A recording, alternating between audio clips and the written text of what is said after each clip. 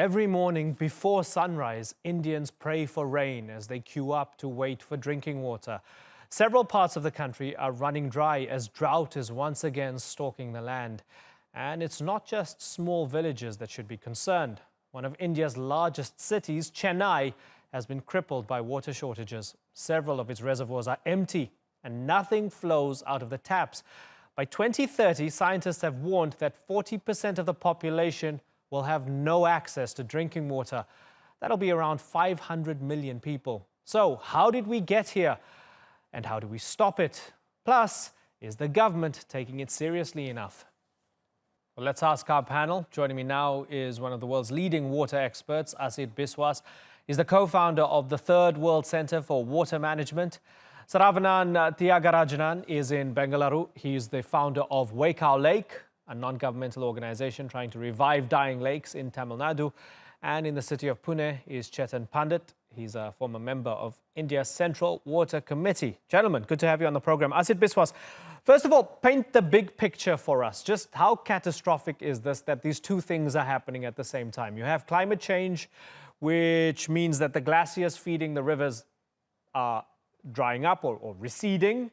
And on the other hand, there's groundwater depletion. The two things happening at the same time. Just how serious is this? Well, up to about 2060, India actually is gaining from the glaciers melting.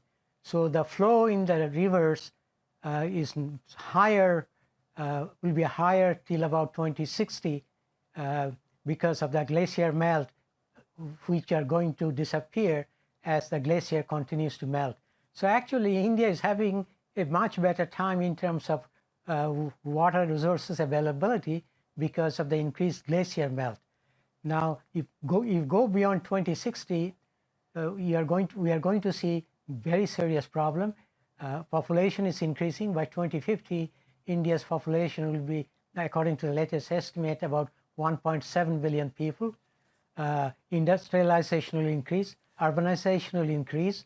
So unless India's water management is dramatically improved for agriculture, industrial, and domestic services, India is going to see, according to my forecast I made last year, at least 10 major metropolitan cities are going to run out of water before 2030. Okay. So India is facing a very serious problem. Certainly. Right. So this is fascinating. So just to be absolutely clear, so this is interesting. So you have the glaciers receding, they're feeding the rivers, and at the moment, that's a good thing for the short term, but long term, that's a big problem.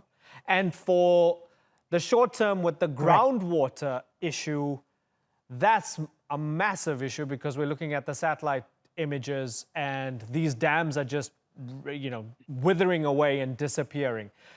If I had to ask you directly, Yes. And are the leaders to blame for that when we look at the groundwater depletion? Is it directly man-made? It is completely 100% man-made because of the poor policies that have been put from about 1960. So those are situation is getting worse. Right now, India is using more groundwater than USA and China combined. And this is not sustainable. The drops have been very significant, and the latest suggestions from the Niti Aayog saying they should use solar pump will even aggravate the problem, not solve the problem. So this is the problem. One hand, they're trying to do something. Other hand, they're making the problem even worse. So the policy consistency leaves much to be desired, and that is the main Achilles heel in India. The policies for the last 50 years has not been right for a sustainable water development, and politicians, both at the center and at the state, have completely neglected water. Their interest in water when there's a flood and drought. So tomorrow rain comes, their interest will disappear. And we cannot solve the country's water problem. Right. Chetan Pandit, that's a scathing criticism of the politicians and how they've mismanaged the issue from a man who knows what he's talking about. As somebody who was in the system, involved in trying to fix this issue, why have they got it so wrong? In a democracy, you cannot put all the blames only on the leaders or only on the people. Finally, there is a price to be paid for the democracy, and the leaders will often try to do. what the people want them to do. But at the same time, it is also true that a very wrong notion has been created by the civil society that the groundwater aquifer can be recharged, and recharging the groundwater aquifer, artificial recharge, will bring the groundwater levels back to its original level. Now, that's completely untrue. Like in any reservoir or any storage device, for the level or the storage to increase, your output from the or your offtake from the storage must be less from than your intake, and that's not happening. Everywhere, people are drilling bore wells as deep as they want, taking away as much water as they want. This is permitted under a very old 1882 law, which said at that time, when the aquifer details and the hydrology was not I understood, see. the Okay. law says that a man can take off as much water as Right. he So, wants. Chetan, allow me to come in here for a second, right? So you're saying the government can't do miracles, and that, yes, the blame has to be maybe more proportionally, dealt out and meted out across the board. And while that may be true, and while maybe the government and the politicians are getting an unfair rep, when we had the parliament discuss this, hardly any politicians showed up a week and a half ago. Hardly any of them showed up. You have one of the worst crises of water in the country's history. We've had these dire forecasts, and I'm glad that Asit Biswas mentioned Niti Aayog, because there's another interesting stat from Niti Aayog, or prediction from Niti Aayog. They say and predict that 21 Indian cities will run out of water by next year.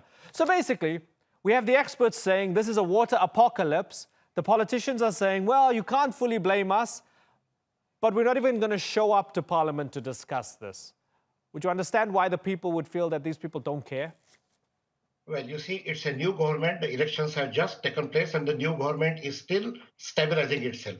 So maybe hereafter you might see some better progress. However, the problem is not how many people show up for a discussion. The real problem is the government prepared to move away from populist decisions and take some hard and harsh steps? And that, at the moment at least, doesn't seem to be happening. Okay, so give me one hard and harsh step that you would like them to take in order to fix this crisis. The first and foremost requirement is that instead of this romantic riffraff that water is a community resource and people must manage it as a community, etc., the government must take control of the water resources. If I borrow a paragraph from the water policy of the Bangladesh, it very clearly states that government owns the water, and the government will decide who will use how much water at what time and for what purpose. That kind of control. India is not a socialist dictatorship, right? Well, it's not a socialist dictatorship, that's true, but at least the first thing they could do was to take the water out of this 1882 Easement Act, which permits any person to extract as much water as he or she wants from the groundwater aquifer. Okay. That kind of thing simply cannot be allowed to continue anymore. Okay, it's interesting. So you mentioned something that you want done. Saravanan, is that a good idea? So it needs to be a combination of public and as well as the government. Okay, and so the government has to put strict policies to avoid water being commercialized. It means that water should not be sold. Okay, and that is one thing. And there should be restrictions for bore wells. So now, people are extracting water to 1,000 feet and more than that. Mm-hmm. And strict policies need to be enforced for rainwater harvesting. Right now, the rainwater falls on the terrace, goes to the parking tiles, and then to the ditch, and then to a sewage, and then to the sea. There is no way the water is getting percolated. And this is a serious issue. And, it needs to be a combination effort of government and as well as public. Mr. Biswas, okay, Mr. Biswas, so Chennai is in a horrible state right now when it comes to water. After Chennai, yes, there are predictions, Asit Biswas, that Bangalore will be next and other cities. Are they going to keep on falling like dominoes and running out of water until drastic changes are made, Asit Biswas? I'm afraid until there is a major crisis, either because of lack of quantity or because of water pollution is so severe in virtually all the Indian water bodies near centers of pollution, we'll have an endemic health crisis. Unless there is a real crisis which makes the politicians sit up and put water at the top of at least on the priority agenda, I don't think very much is going to happen.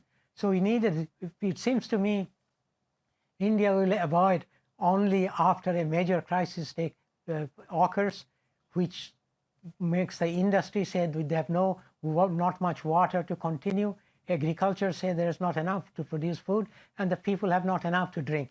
Until that crisis comes, I don't see any future or anything serious happening except some band-aid plans for doing some minor things. Asit, describe what kind of crisis you feel might be necessary, or that's the wrong word. What kind of crisis would necessitate elected parliamentarians to show up to Parliament to discuss solving the water issue? What kind of crisis are you talking about? It could come from two sources. First, we are now talking of Chennai and a few small and a lot of villages in Maharashtra and other states which are suffering from water. Now, if you have 8 or 10 major cities suffering from water crisis like that never had before in history, that will make them wake up. If that is combined with a water pollution crisis because of a health disease or endemic disease that hits the people, that will make people wake up. But incremental increase, as we have seen in the past, it does not seem to have any impact on the people. They still, on the politicians, they're still going around saying, oh, elect me, I'll reduce your water prices or make it water free or electricity free. Well, we know what is to be done, but it seems we do not know what is to be done and still get some politicians elected. Understood. So that is the real problem. Understood. Chetan Pandit? See, it is not exactly that a crisis hasn't taken place. For example, Chennai, which is being mentioned repeatedly. There is already a crisis in Chennai and it's bad enough. How bad more we want it to be? But the problem is, now Chennai is the first city that started with making rainwater harvesting compulsory. Chennai is also the first city that started purchasing groundwater for supply to the city from the farmers on the outskirts of the city. The point is, we are not prepared to accept that all this rainwater harvesting from the rooftop and artificial recharge is not going to solve Chennai's problem. Unless we accept this reality and discard the myth of the soft solution. You know, there is a tendency in the human mind that people like solutions that are soft, inexpensive, so-called environment friendly, etc. But that doesn't work. Solutions which really work are seldom inexpensive. They are always tough. They may not be so much environment friendly. And solutions which are not, which are inexpensive, etc., they don't often work. Chennai will have to reckon with the idea they will have to transport surface water from long distances by pipelines, canals, or whatever means. Unless they keep on insisting with rainwater harvesting to solve their problems or reviving the lakes, it's not going to solve any problem at all. Saravanan, Chetan's like a bull in a china shop with this. He's saying everybody needs to get real and stop talking nice, cozy philosophy. Do you disagree with him? So I disagree with him. Let me put your point. You know, if you are trying to, extract water from other places, again, the other places will also face a severe water crisis problem. So it needs to be throughout, the rainwater harvesting needs to be done throughout the cities, and the lakes has to be revived. There are a lot of lakes which has got encroached, and this is the major problem which we see in Chennai. So, the water doesn't stagnate over there because of the encroachment. The encroachment is the big issue I see in Chennai. So there is there should be a mandatory rainwater harvesting pit, and there is a parking tiles on every houses. That needs to be removed, and the water should be percolated over there, or some sort of mechanism it needs to be there. So that's how the rainwater can easily percolate. Right. There are subsequent rainfalls. The rainfalls are good. Right. Asit Biswas, which of the two gentlemen has a better idea for how to solve this? I think both are partially correct, but the idea that rainwater harvesting is going to solve the water problem of a mega city like Chennai or Delhi or Bengaluru or Hyderabad is not realistic. Let me give you one simple fact about India, which most people do not realize. India is a monsoon country. Virtually every city in India gets nearly 80 to 85% of its rain within 70 to 120 hours, not consecutive, but during the few months of monsoon. It is impossible to harness that immense amount of rainfall at such a short period of time. The gentleman from Bangalore is absolutely correct. Land use planning simply does not exist in India, and water problem cannot be solved without solving the proper land use problem. So blocking up or silting up or filling up all the lakes and the rivers at the same time asking for more water simply does not make sense. So we need to take a look overall, and Chetan's idea to bring water from bigger distances. You cannot solve water problem. Delhi is supposed to have, by the latest UN forecast, 34 million people by 2035. Where is the water come from if you harvest all the water from Delhi? It is impossible. So we have to start thinking of land use planning, bringing water. And one thing neither of these two gentlemen has touched into is efficient water use management. Indians, both in domestic, industrial, and agriculture, using too much water. The current norm is every person in India should have 130 liters of water. Why?